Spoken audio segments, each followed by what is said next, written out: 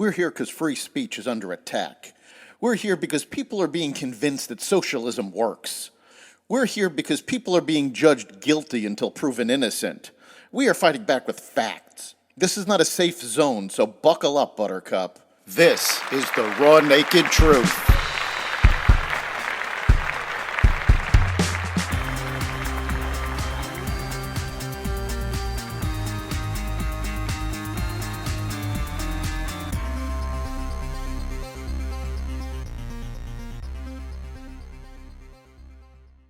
Welcome to the Raw Naked Truth. I'm your host, Eric Lopkin.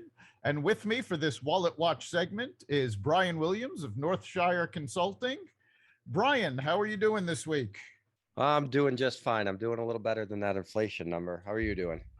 I'm doing well. Yeah, the inflation numbers were surprising. They were higher than expected, both the consumer price index and producer price index reported last week at almost record rates.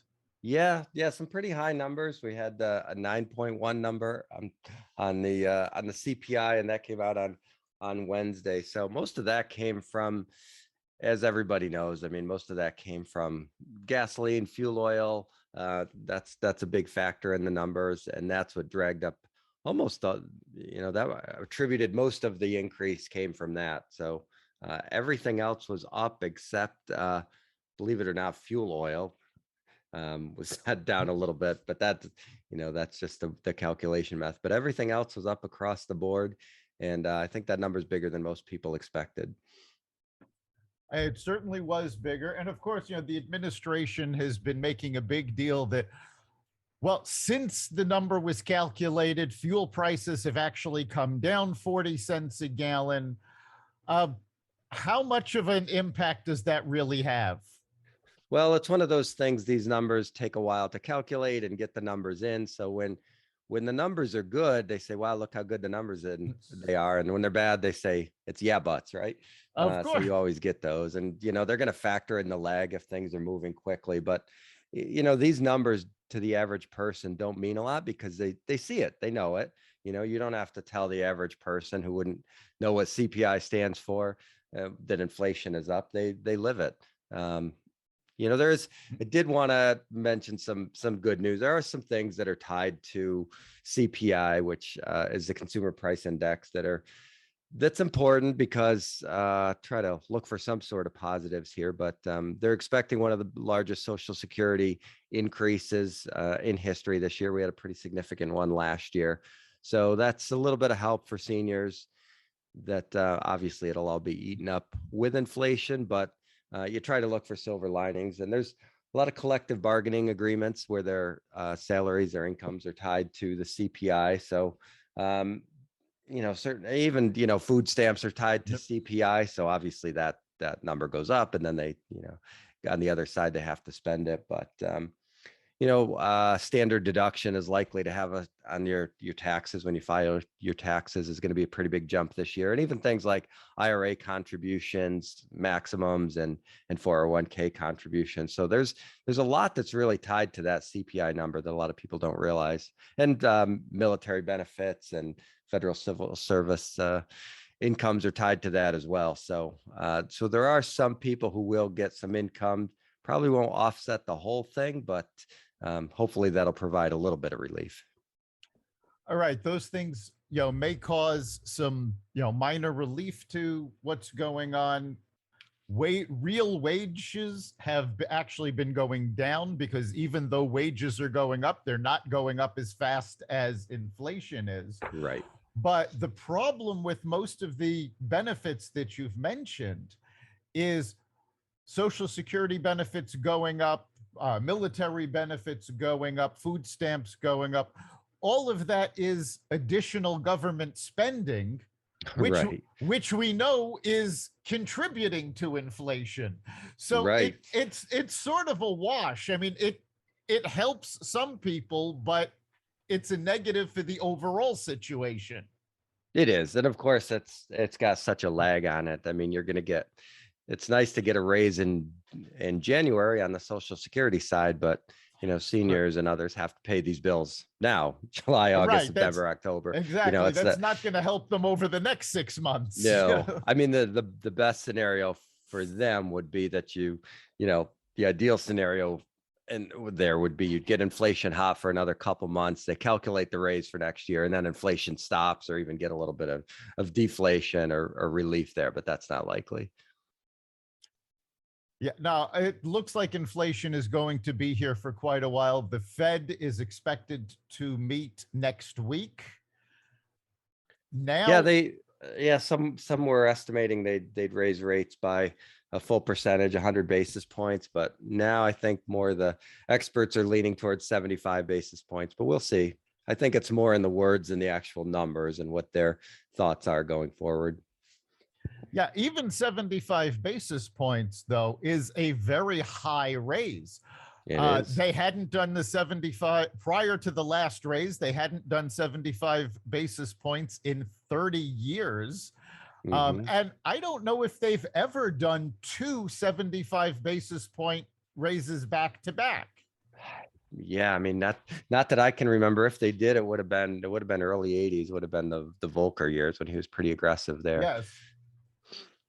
But it's been pretty crazy on the inflation side. And one of the interesting things too, we get some pushback on is some of the inflation. You hear these terms like inflation protected, which I've always thought is a bad name for. You shouldn't have a category of mutual funds or ETFs protection anything. And a lot of those didn't perform in the first half of this year or over the last 12 months. And a lot of those inflation protected securities are designed to handle an expected slower growing inflationary environment. They're not meant to handle these sort of quick bursts of inflation, which a lot of times happen. So it takes some recalibration. A lot of them did well last year, calendar year 2021. But you see a lot of these inflation protected securities that are down year to date, and people are scratching their heads saying, well, why are these things down when they were supposed to be my inflation protection? But it's just another reminder that these inflation protected securities are not designed to match inflation dollar per dollar. And a lot of times they have some duration risk here, not to get too technical, but as bond prices, as rates go up, bond prices fall. So the rates that are going up, as we just talked about, is going to affect the bond prices. So the basket of bonds, the securities that they hold is going to drop. So it'll smooth out over a while, but people expecting those inflation protected securities to have a monster first half were a little bit disappointed on those. Yeah, the economic situation has taken most people by surprise. And we were talking last week with Chris Calandra here, where we were saying, even if inflation goes down, at the time, this was before the CPI had come out, we were saying it was at 8.6%. Even if it dropped to, say, 7.5%, that's still a ridiculously high rate that's impacting the average consumer. Yeah, they definitely are. The certain things, like one of the things, we notice that sort of is away from the numbers is that a lot of these staples that people have to buy on a regular basis, those prices don't go up, 1% each month. And, you're getting a regular box of cereal that's $5. And then the next week you come in and it's $6.50. A lot of times they'll keep the price stable for a while, for as long as they can, so they don't have to tweak it too much. And then they do a big jump to account for what's already happened and what they anticipate to happen. So that's really where it hurts people the most, is they get used to a steady price on a particular item that's important to their family. And then you don't get a 1% monthly jump. You get a 50% jump, once a year. So that's the stuff that really hurts people. Yeah, and those jumps have been occurring. I know I, for one, was horrified when the last time I went in to buy a gallon of milk.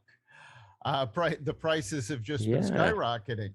Yeah, all that stuff. I mean, eggs and cereal, and you just get those huge jumps after these companies and the grocers have tried to keep it steady for a while. And a number of retailers have come out and said they've been trying to keep prices low. They've been trying to absorb the costs.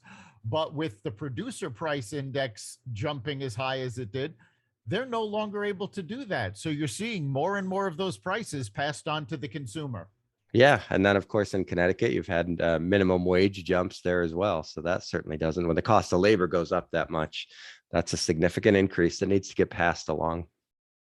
Yeah, and those minimum wage jumps have been occurring all over the country. Hmm. So it was great to have you here, Brian. Thank you for being here. Yep. Thanks for having me. And that's the Raw Naked Truth. You can catch every episode of the Raw Naked Truth at xvadio.com/podcasts, the Apple Podcasts app, Google Podcasts, Spotify, iHeartRadio, Stitcher, Amazon Music, Audible, and wherever you find podcasts. We'll see you next time.